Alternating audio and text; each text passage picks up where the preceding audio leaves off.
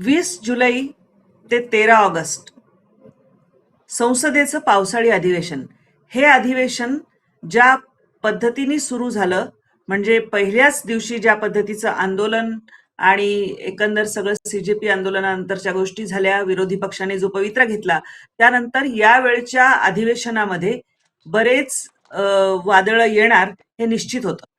परंतु अधिवेशनाचं कामकाज मुळीच चालणार नाही असं वाटत नव्हतं आणि अनेक महत्वाची जी विधेयकं आहेत ती आता चर्चेला येतील की नाही याबद्दल संपूर्ण शंका आहे, किंबहुना ती येण्याची शक्यताच नाही, कारण उद्या अधिवेशनाचा अखेरचा दिवस आहे. आज सकाळी थोड्याच वेळापूर्वी राहुल गांधी यांनी स्टेटमेंट दिलेलं आहे आणि माध्यमांशी बोलताना स्पष्ट केलंय की आम्हाला अमित शहांचा राजीनामा हवाय आणि अमित शहांनी राजीनामा द्यावा. चर्चेला त्यांचं भाषण ऐकायला आमची काहीही तयारी नाही. संदर्भ जोडला तो संसदेच्या म्हणजे पहिल्याच दिवशी झालेल्या सगळ्या सीजेपी आंदोलनाच्या गदारोळाचा. आणि आज अमित शहा यांनी सुद्धा संसदेच्या आवारातून जो बाईट दिलेला आहे, माध्यमांशी जे बोललेले आहेत, त्यामध्ये आजही दुपारी चर्चेची तयारी दाखवावी विरोधकांनी, मी सगळ्या प्रश्नांना सविस्तर उत्तरं देईन असं स्पष्ट केलेलं आहे. पण हा गतिरोध संपेल की नाही हे आपल्याला येत्या 1-1.5 दिवसात दिसणारच आहे. आज दुपारीच किंबहुना ते थोड्या तासांनी स्पष्ट होईल. नमस्कार, मी प्रतिभा चंद्रन आणि तुम्ही बघत आहात नवराष्ट्राचा विशेष कार्यक्रम centre point with doctor Uday Nirgudkar. Sir, आपण बघतो आहोत की अधिवेशना सुरू झाल्यापासून म्हणजे हे वादळी होणार वगैरे हे वाटत होतं, परंतु आतापर्यंत किरकोळ स्वरूपाची 11 विधेयकं फक्त मंजूर झालेली आहेत. 25हून म्हणजे जी विधेयकं आहेत ती प्रलंबित आहेत. खर्च प्रचंड होतो आणि विरोधकांना कुठल्याही प्रकारे सभागृह चालू द्यायचं नाही हे उघड दिसते. काय तुम्ही सांगाल? तुम्ही आता खर्चाचा मुद्दा काढलात म्हणून पहिले त्याविषयी एक विधानं करतो, आणि ती म्हणजे संसद जर चालवायची असेल तर त्याचा मिनिटाचा खर्च, मी पुन्हा एकदा सांगतोय, मिनिटाचा खर्च 2.5 लाख रुपये. त्याच्यामध्ये ते जे सभागृह आहे त्या सभागृहातला जो खर्च आहे तो, सभागृह तिथे जे सदस्य अटेंड करतात त्यांना त्याबद्दल जे भत्ते मिळतात, हजेरीचा भत्ता मिळतो, इतर सगळ्या सोयी सुविधा असतात, आणि हे सगळं भरवण्यासाठीचा जो खर्च बाहेर येतो तो 2.5 लाख रुपये दर मिनिटाला आहे. म्हणजे दिवसाचे साधारणतः 1.5 ते 2.25 कोटी रुपये खर्च एका अधिवेशनाच्या एका दिवसाचा होतो. आता तुम्ही विचार करा प्रेक्षको, 20 जुलै पासून 13 ऑगस्ट पर्यंत म्हणजे साधारणतः 11 आणि 13 23 दिवसाचं हे अधिवेशन, 23 दिवस पाण्यात गेले म्हणजे किती करोड रुपयाचं नुकसान झालेलं आहे आपल्या देशाचं. आणि हे पैसे काही प्रिंटिंग प्रेस मधून आलेले नाहीयेत, हे पैसे तुम्ही आणि आम्ही टॅक्स मधून दिलेले आहेत. तर चोरी जर झाली असेल कुठली तर ती तुमच्या आमच्या टॅक्स पेअरच्या पैशाची चोरी आज झालेली आहे, त्याच्यावर दरोडा पडलेला आहे. आणि दुर्दैव आहे की विरोधी पक्ष आणि सत्तारूढ पक्ष यांच्यात कुठल्याही प्रकारची एकवाक्यता दिसत नाही. वैचारिक विरोधाची जागा आता वैयक्तिक दुश्मनीनं घेतलेली आहे, आणि त्या वैयक्तिक दुश्मनीचं एक प्रकारे प्रत्यंत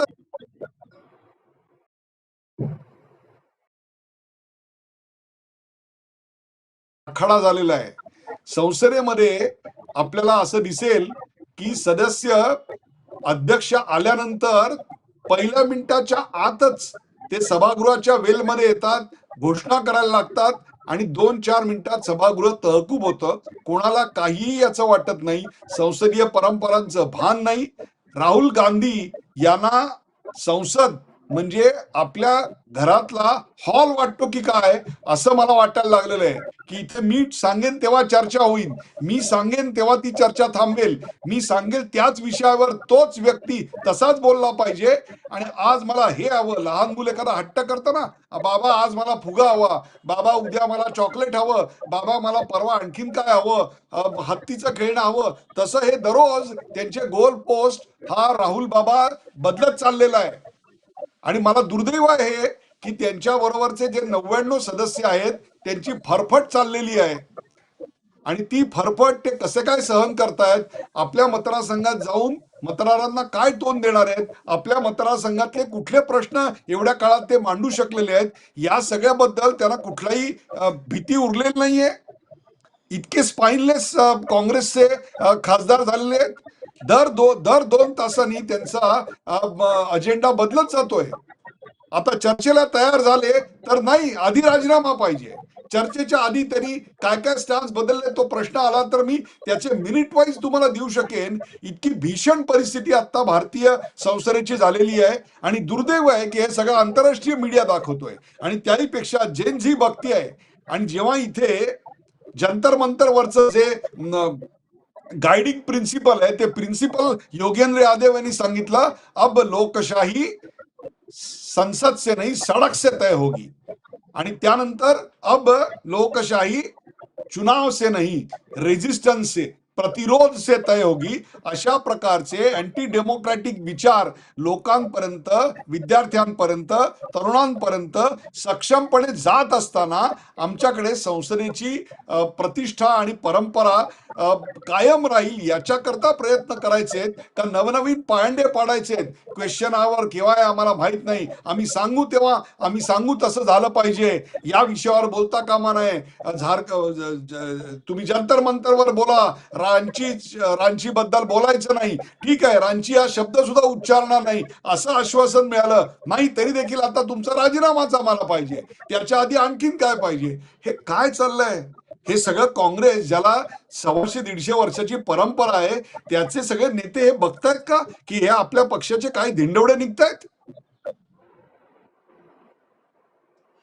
सर अगदी बरोबर आहे.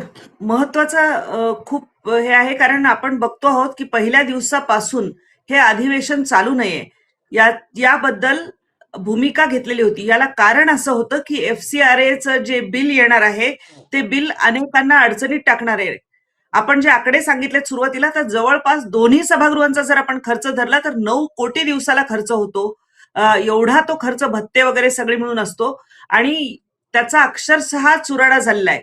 आणि रोज संसदेच्या आवारात येऊन राहुल गांधी नवीन काहीतरी करतात. त्यांचं संसदेच्या सभागृहातलं वर्तन सुद्धा त्याच पद्धतीचं असतं. सर काय काय आणि किती किती वेळा यांनी गोलपोस्ट बदलले आणि सुरुवात कशी झाली या सगळ्या गोष्टीची? ही भूमिका कशी यांनी डेव्हलप केली? याची सर्वात चांगला प्रश्न तुमचा आहे की याची सुरुवात केव्हा झाली, आणि हेच प्रेक्षकांना कळलं पाहिजे. याची सुरुवात 23 मे 2026 रोजी झाली. आता तुम्ही म्हणाल त्या दिवशी कुठल्याही निवडणुकीचा निकाल नव्हता, पश्चिम बंगालचा निकाल लागून गेलेला होता. त्या दिवशी काय असं महत्वाचं घडलं भारतामध्ये, तर मार्को रुबियो म्हणजे आपल्या परराष्ट्र मंत्री जयशंकर, त्यांचे एक प्रकारे काउंटर पार्ट ते मार्को रुबियो अमेरिकेचे भारतात उतरले. आणि प्रोटोकॉल काय सांगतो, सर्वसाधारणपणे आपले जे काउंटर पार्ट आहेत त्यांना ते आधी भेटतात, इतर काही अधिकारी आहेत त्यांना भेटतात आणि त्याच्यानंतर काही महत्वाच्या बैठका होतात. मग त्यानंतर ते ज्या गावांना भेटी द्यायच्या, समजा जर IT मिनिस्टर असेल तर ते बँगलोरला जातील, कॉमर्स मिनिस्टर असेल तर ते मुंबईला येतील, आणखीन काही असेल किंवा आणखीन काही प्रेक्षणीय स्थळं बघायची असतील, काय असतील हे सगळं, किंवा एखादा भारतातला प्रोजेक्ट त्यांना बघायचा असेल, ते झाल्यानंतर ते पंतप्रधानांना भेटतात. मग पुन्हा त्यांची एक जॉईंट मीटिंग होते. Then there is a declaration की या व्हिजिटमध्ये काय हासिल झालं, काय केलं, आणि मग त्यांची व्हिजिटची सांगता होते. अशा प्रकारचे अनेक मीटिंग मी स्वतः कव्हर केलेले आहेत. आणि याचबरोबर आपले जेव्हा नेते परदेशी जातात तेव्हा काय प्रकारचं प्रोटोकॉल असतात हे सगळं मी व्हेनेझुएलामध्ये असताना, अर्जेंटिनामध्ये, ब्राझीलमध्ये असताना हे सगळं पाहिलेलं आहे. पण इकडे मार्को रुबियो महाशय आले होते कशा करता, तर भारतामध्ये ट्रेडचं डिस्कशन करण्याकरता आले होते. आणि तुम्ही कुठे गेलात पहिल्यांदा, तर तुम्ही गेलात पहिल्यांदा कलकत्त्यामध्ये डायरेक्ट उतरलात अमेरिकेतून. आणि कलकत्त्यामध्ये तुम्ही कोणाला भेटलात, कलकत्त्यामध्ये तुम्ही तिथल्या मुख्यमंत्र्यांना भेटलात, तिथल्या कॉमर्स अँड ट्रेड मिनिस्टरला भेटलात? अजिबात नाही. तुम्ही भेटलात तो तिकडे ख्रिस्ती मिशनऱ्यांना, त्यांची तुम्ही बैठक घेतली. आणि का बैठक घेतलीत, कारण तोपर्यंत या अधिवेशनामध्ये, पावसाळ्याच्या अधिवेशनामध्ये जुलै ऑगस्टमध्ये FCRAचं बिल येईल आणि FCRA मध्ये काय काय गोष्टी असतील ते माध्यमातून पुढे आलेलं होतं. आणि त्याच्यामध्ये धर्मांतरावर बंदी, कोणत्या कारणासाठी पैसे घेत आहेत हे डिक्लेअर केलं पाहिजे, कोणाकडून घेत आहेत त्याचे डिटेल पाहिजेत, आणि त्यानंतर ते पैसे त्याच कारणासाठी खर्च झाले याचे पुरावे दिले पाहिजेत. अशा स्वरूपाच्या गोष्टी त्यात होत्या. आणि ही सगळी कलमं जी आहेत ती त्या ख्रिस्ती मिशनऱ्यांना नको होती. आणि म्हणून त्यांनी देशभर, ज्याला आपण सिव्हिल सोसायटी मुवमेंट म्हणतो, तसं छोट्या छोट्या संघटनांच्या मार्फत एक वातावरण निर्माण करायला सुरुवात केली. छोट्या छोट्या खासदारांच्या गटांना कॉन्टॅक्ट करायला सुरुवात केली आणि ह्या मार्किओ रुबियोनी या अधिवेशनातलं हे जे डिझास्टर झालेलं आहे त्या डिझास्टरचं स्क्रिप्ट जाण्यापूर्वी लिहिलं की सगळ्यांनी मिळून या सगळ्याला विरोध केला पाहिजे. अमेरिकेच्या सांगण्यावरनं इथले खासदार आणि इथले प्रमुख विरोधी पक्ष नेते जर चालणार असतील तर मग हा देश तुम्हाला नेमका कोणाच्या हातात द्यायचा होता. पण हे बरोबरच आहे, कारण आम्ही परदेशात जाऊन ज्यांनी या देशाच्या लोकशाहीला नख लावायचा प्रयत्न केला त्यांनाच विनंती करतो की भारतामध्ये लोकशाही धोक्यात आलेली आहे, आता तुम्हीच इंटरव्हीन करा आणि वाचवा. हे कोण करतं आणि भारताची परदेशात जाऊन प्रतिमा मलिन होईल अशा स्वरूपाची विधानं कोण करत असतं हे सगळ्या प्रेक्षकांना माहिती आहे आणि त्याचाच आपल्याला प्रत्यंतर आत्ता आलेलं आहे. साधूच्या वेशात पप्पू यादवला बसवायचं आणि चोरीवर मंदिरातल्या चढाव्याच्या चोरीवर काहीतरी नाट्य बाहेर करायचं, संसदेच्या बाहेर जाऊन लोकसभा अध्यक्षांची खिल्ली उडवायची, त्यांची नक्कल करायची. हे सगळं काय आहे? कधी डोळे मिचकवायचे, कधी जाऊन पंतप्रधानांना मिठी मारायची. हे अशी संसद चालते? हे असं विरोधी पक्षाचं वर्तन असतं? पहिली काय मागणी केली? FCRA वर आम्हाला निवेदन केलं पाहिजे. मग ते निवेदनाची तयारी झाली, नाही आता तुम्ही जंतर मंतरवर बोललं पाहिजे. ठीक आहे, जंतर मंतरवर बोलायला तयार होत नाही. ते बोलताना तुम्ही रांचीचा विषय नाही काढला पाहिजे. ठीक आहे, रांचीचा विषय नाही काढत, रांची हा शब्दही बोलत नाही. आता त्याच्या आधी तुम्ही राम मंदिरामध्ये ज्या दानपेटीतल्या भ्रष्टाचाराचा सगळा घोटाळा झालेला आहे त्याच्याविषयी आधी बोला. वेळेला नाही, आता पंतप्रधानांनी पण हजर राहिलं पाहिजे, पंतप्रधानांनी निवेदन दिलं पाहिजे. त्या सगळ्या गदारोळामध्ये आता आम्ही चर्चा करायला तयार नाही. आता आम्हाला आधी पहिल्या दिवशी 20 जुलैला जो कथित अशा स्वरूपाच्या गोष्टी सगळ्या मोर्चावर घडल्या त्याबद्दल पॅलेट गनचा वापर कोणी केला याच्याबद्दल ऑर्डर्स कोणी दिल्या, या ऑर्डर्स अमित शहानी दिल्या असं आमची माहिती आहे. त्यांना आम्ही बोलू देणार नाही. तुमच्याकडे पुरावे कुठले आहेत ते पुरावे आम्ही देणार नाही, जगासमोर पुरावे मांडणार नाही. फक्त एकाच 2-4 व्यक्तींना त्या पहिला आरोप केला गेला, गोळ्या मारल्या गेल्या, पण मग त्याचे काही पुरावे सापडेनात. मग पॅलेट गनची गोष्ट पुढे आली. मग पॅलेट गनवर ही ऑर्डर अमित शहानीच दिलेली होती अशा स्वरूपाचा आरोप ठोकून देतो ऐसा जे अशा स्वरूपात केला गेला. त्यावर ते बोलायला तयार झाल्यानंतर तुम्ही रांचीवर बोलायचं नाही आणि तेही मान्य केल्यानंतर नाही, आधी तुम्ही राजीनामा द्या, म्हणजे मला पाहिजे तेच मी करून घेणार. हे जे लहान मुलं आपल्याकडे थैथयाट करतात ना, हट्टी श्रीमंत घरातली लाडावलेली अशी जी मुलं असतात ना, टिपिकल स्पॉइल ब्रॅट किड्स. दुर्दैव आहे या देशाचं की या देशातला विरोधी पक्षाचा नेता is behaving like one spoil brat kid. कुठल्याही जबाबदारीची जाणीव नाही. SIR ची चर्चा मला आठवते झालेली होती. SIR वर चर्चा मोठ्या महत् प्रयासानं घडवली गेली आणि SIR चर्चेवर जे जे आक्षेप नोंदवले गेले त्या आक्षेपाला उत्तर द्यायला गृहमंत्री उभे राहिले, त्यावेळी लगेच संसदेत सभात्याग करून निघून गेले. त्यांच्या उत्तरासाठी थांबणार नाही संसद. मी नियम ठरवेन त्याप्रमाणे चालणार, मी बोलेन त्या विषयावर. 4-4 मिनिटात संसद तहकूब होते, त्याविषयी कोणाला वाटत नाही. आणि काय तर परवा तक्रार केली की माझा माईक बंद आहे. आता तुमचा माईक बंद आहे हे आम्हाला टेलिव्हिजनवर ऐकू येत होतं, मग तुमचा माईक बंद असेल तर ऐकू कसं येत होतं आम्हाला, एवढंही साधं कळत नाही. आणि अनेक खासदारांनी, महाराष्ट्रातल्या खासदारांनी आमच्या मतदारसंघातले प्रश्न आम्हाला मांडता येत नाहीत याबद्दलची खंत, चिंता व्यक्त केली आहे की आम्ही आमच्या मतदारसंघात जाऊन काय तोंड दाखवणार. मी कधीही आतापर्यंत इतके वर्ष रिपोर्टिंग करतोय, परंतु विरोधी पक्ष आणि सरकार यांच्यामधला इतका विसंवाद आणि शत्रुत्व कधीही पाहिलेलं नव्हतं. जर तुम्हाला ही संधी होती उलट विरोधी पक्ष म्हणून, जर गृहमंत्री विषयाला सोडून बोलायला सुरुवात केली असती तर तुम्ही संसदेत त्यांना रोखू शकला असतात, त्यांच्यावर टीका टिप्पणी करू शकला असतात, संसदेच्या बाहेर बोलू शकला असतात. तुम्हालाही भाषणाची संधी होती आणि त्या भाषणामध्ये तुम्ही सरकारचे वाभाडे काढू शकला असतात. आपल्याकडे केशवराव धोंडगे होते, तुम्हाला आठवत असेल. केशवराव धोंडगे कायम विरोधी पक्षात असायचे आणि एकटा माणूस सप्पे भारी होता. छगन भुजबळ आपल्याकडे होते, तेही विरोधी पक्षावर होते काही काळ. एकटा माणूस सप्पे भारी होता. तुम्हाला आज 99 खासदार आहेत तुमच्याकडे. काही तृणमूल काँग्रेस म्हणा, इतरांचं तुम्हाला समर्थन आहे. तुम्ही संसदेमध्ये सरकारला धारेवर धरू शकता, त्यांना विचार करू शकता, आणि फक्त तुम्हाला ऑप्टिक्स हवेत. मग ते ऑप्टिक्स संसदेबाहेर कोणाला तरी पप्पू यादवला एखाद्या साधूचा वेश करून बसवायचं, किंवा त्या शूर्पणखा हास्य फेम असलेल्या रेणुका चौधरी, त्यांनी काय एक गॉगलच काहीतरी घातला का, चष्मा घातला, आणि त्याच्यावर लिहिलं मोतिया बिंदू, म्हणजे मोदी बिंदू झालेला आहे, त्यांची ऑपरेशन आम्ही करून देणार आहोत. तुम्ही रोज चर्चेत राहण्याकरता अशा प्रकारच्या गोष्टी करता.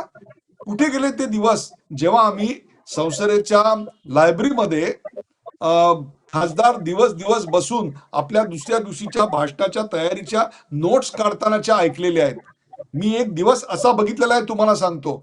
मी पुण्याला निघालो होतो दुपारच्या ट्रेननी, आणि ठाण्याच्या प्लॅटफॉर्म क्रमांक 5 वर गेलो. त्यावेळेला 1980च्या काहीतरी त्या काळातली ही गोष्ट असावी.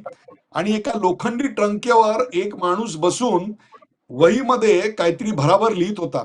माझ्या बरोबर माझे वडील होते, तेव्हा त्यांनी सांगितलं, हे आपले खासदार ठाण्याचे रामभाऊ माळगी.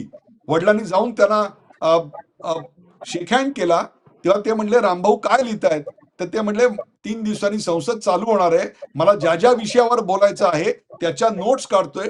ट्रेन येऊपर्यंत 5 मिनिटात ते नोट्स काढत होते. नंतर आमच्याच डब्यात होते. अगदी पुन्हा येईपर्यंत चहाला सुद्धा त्या माणसाने वेळ घेतला नाही. चहा सुद्धा एका हातात धरून नोट्स सतत काढत होते. मला सांगा, अशा प्रकारचे खासदार कुठे गेले? आणि हे संसदेत अध्यक्ष आल्यानंतर एका मिनिटातच तुम्ही गोंधळ करता.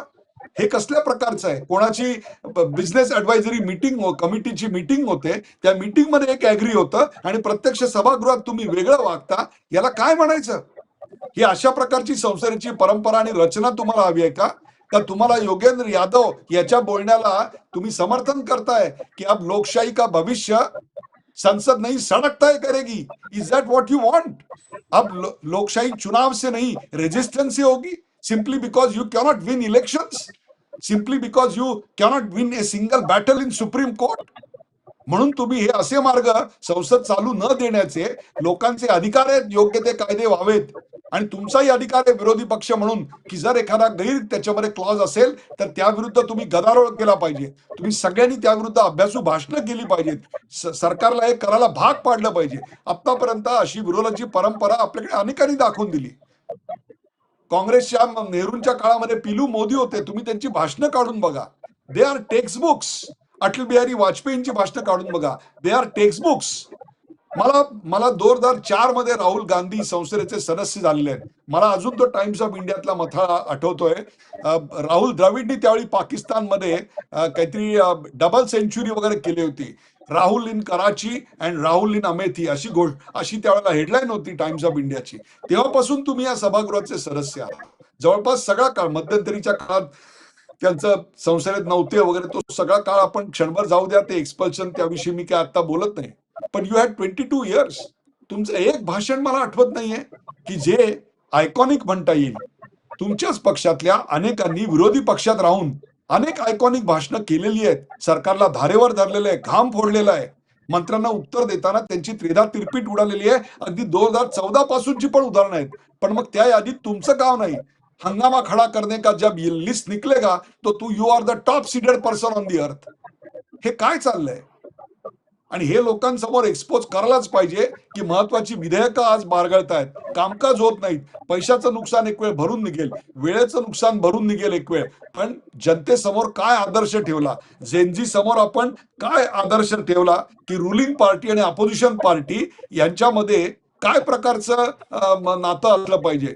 जॉईंट पार्लमेंटरी कमिटी समोर FRCA विधेयक ठेवा, त्याच्यावरही सहमती होत होती. नाही, आता आमची मागणी JPCची नाही, तर आता आमची मागणी आहे हे रद्दच करा. ही जशी बोलायची जागा आहे ना संसद, तशी ही ऐकायची पण जागा आहे. इथे तुम्ही विरोधी पक्षांनी सत्तारूढ पक्षाचं आणि सत्तारूढ पक्षांनी विरोधी पक्षाचं ऐकायची पण जागा आहे. परंतु इकडे ऐकवायची जागा आहे, आणि ती सुद्धा अत्यंत उद्धटपणे ऐकवायची जागा आहे की काय, असं वाटण्या इतपत ही सगळी परिस्थिती निर्माण झालेली आहे. एखाद्या देशाची संसद ही त्या देशाची रिप्रेझेंटेटिव्ह अशी गोष्ट असते. हे जर आमचं रिप्रेझेंटेशन असेल तर लक्षात ठेवा, या पुढच्या तरुणांना तुम्ही काय आदर्श ठेवताय. सर, तुम्ही खूप तळमळीने बोलत होतात म्हणून मी मध्ये अजिबात बोलले नाही, शांतपणे सगळं ऐकलंय. मला 2 प्रश्न असे आहेत की अमित शहा आणि नरेंद्र मोदी हे दोघंही नेते अतिशय स्ट्रॉंग, कोणालाही न घाबरणारे निडर असे नेते म्हणून ओळखले जातात. त्यांनी नेहमी प्रशासनावर, कामकाजावर आपली पकड ठेवलेली आहे. अशा परिस्थितीमध्ये ते यावेळी सभागृहात येऊन बसलेच असते आणि सगळ्यांचं ऐकलंच असतं, तर वेगळं चित्र असतं का? एक. आणि दुसरं असं की आता हा जो एकंदर गतिरोध आहे, उद्या शेवटचा दिवस आहे, काय यातून मार्ग निघू शकतो का पुन्हा एक विशेष अधिवेशन घ्यावं लागू शकतं? या 2 मी प्रश्नांबद्दलचं तुम्हाला मला तुमचं दुसऱ्या प्रश्नाचं उत्तर आधी देतो. आत्ता हा कार्यक्रम आपण रेकॉर्ड करतोय तेव्हा 12 ऑगस्टचे दुपारचे 1:30 वाजलेले आहेत. 3 वाजता कदाचित याच्यात काही तोडगा निघू शकतो. आपला कार्यक्रम प्रेक्षकांपर्यंत पोहोचायला, त्याचं पोस्ट प्रोडक्शन प्रोसेसिंग व्हायला अजून एक 2-3 तास जातील कदाचित. त्यामुळे यातले काही संदर्भ कालबाह्य ठरण्याची शक्यता आहे. परंतु तरी देखील मला असं वाटतं कोणताही तोडगा निघेल अशी काही चिन्ह नाही आहेत. निघाला तर उत्तम, आमचा कार्यक्रम कालबाह्य झाला तर अधिक उत्तम. त्यानंतर आज दुपारी 3 पासून रात्री जितका उशीर होईल तिथपर्यंत या बिलावर चर्चा होऊ देत. त्याच्यानंतर त्याच्यात जे काही बदल करायचे आहेत त्याचा मसुदा उद्या दुपारपर्यंत तयार होऊ देत आणि त्याला दुपारी 3 वाजता माननीय गृहमंत्र्यांनी उत्तर द्यावं. आणि त्यावेळेला जर ते तुम्हाला मान्य झालं नाही तर तुम्ही तुमची जी काही वॉकआउटची ऍक्शन आहे ती करू शकता. परंतु गृहमंत्र्यांना आम्ही बोलूच देणार नाही अशी जर भूमिका असेल तर ती योग्य आहे असं काही म्हणता येणार नाही. त्यामुळे तुमचा दुसरा प्रश्नाचा जो भाग होता तो कदाचित ही सिच्युएशन इज आउट व्हायची शक्यता एक 5-10% निश्चित आहे असं मला वाटतं. तुमचा पहिला प्रश्न काय होता? की संसदेचं कामकाज चालू असताना जे चालू होतं तेवढ्या वेळ जर अमित शहा आणि नरेंद्र मोदी यांनी येऊन थांबायचं ठरवलंच असतं, हे बघा कसं आहे, ज्याच्या विभागाचे प्रश्न असतात त्या विभागाच्या मंत्र्यांनी तिथे हजर राहणं अपेक्षित आहे, उत्तर देणं अपेक्षित आहे. संसदेमध्ये जास्तीत जास्त काळ सर्व मंत्र्यांनी हजर राहिलं पाहिजे ही वस्तुस्थिती, ही अपेक्षा बरोबर आहे. परंतु प्रत्येक वेळी प्रत्येक प्रश्नाच्या उत्तराला महत्वाचे सगळे मंत्री हजर असतील अशी काही परिस्थिती नाही. तसा आपल्याकडे नियम देखील नाही. निश्चित तशा प्रकारचा प्रघात आहे. जेव्हा गृहमंत्र्यांनी तयारी दाखवली की मी येऊन याच्यावर उत्तर द्यायला तयार आहे, त्यांच्या डिपार्टमेंटचा प्रश्न होता. आता जर मला सांगा पेट्रोलियमचा मिनिस्टरचा प्रश्न असेल तर त्यावेळेला पंतप्रधानांनी त्या ठिकाणी येऊन हस्तक्षेप केला तर ते प्रत्येक वेळी योग्य होईल का मला सांगा? तर तशी काही गरज नाहीये, तशा प्रकारची आवश्यकता नाहीये. तरी देखील ते हजर राहिले असते तर परिस्थिती सुधारली असती का? हजर राहिले असते तर योग्य झालं असतं, पण त्यामुळे परिस्थिती सुधारली असती का? तर त्याचं उत्तर नाही असं आहे. किंबहुना ते आले म्हटल्यानंतर अधिक आम्ही लॉयल कोण आहे हे दाखवण्याकरता संसदेच्या वेलमध्ये येऊन अधिकाधिक गोंधळ आणि अपशब्द कोण वापरतो याची चढाओढ आणि स्पर्धाच लागली असती आणि त्याचं एक अगली दर्शन झालं असतं. या संदर्भातली एक आठवण मला सांगावीशी वाटते. पी.ए. संगमा जेव्हा लोकसभेचे अध्यक्ष होते तेव्हा त्यांना एका मुलाखतीत प्रश्न विचारला की तुम्ही संसदेतला जो गोंधळ असतो तो कसा हँडल करता, तेव्हा ते म्हणले ते जेव्हा हाताबाहेर जातो त्यावेळी मी लोकसभा टीव्हीला सांगतो तुमचं प्रक्षेपण बंद करा. प्रक्षेपण बंद झालं असं दिसलं की लगेच सगळे सदस्य शांत होतात. म्हणजे हे सगळं ऑप्टिक्ससाठी असतं हे आता नक्कीच स्पष्ट आणि सिद्ध झालेलं आहे. तर एकंदर प्लेइंग फॉर द गॅलरी असं जे आपण म्हणतो तसंच काहीसं वर्तन या सगळ्या खासदारांचं आपल्याला दिसून येतंय. अतिशय महत्वाची विधेयकं येऊ घातलेली होती, तिचं काय होईल हे आपल्याला कळणार आहेच. एकंदरच या अधिवेशनामध्ये संसदेचं कामकाज ज्या पद्धतीने चाललं, ज्या पद्धतीचा गदारोळ झाला आणि दिवसातनं 2 किंवा 3 वेळा सभागृह तहकूब करण्याची वेळ अध्यक्षांवर आली, त्याबद्दलची तुमची मतं आम्हाला अवश्य कळवा. हा व्हिडिओ जास्तीत जास्त लोकांपर्यंत पोहोचवा आणि चॅनलला सबस्क्राईब करायला विसरू नका. तुर्तास मी आणि निरगुडकर सर आपली रजा घेतो. धन्यवाद. धन्यवाद.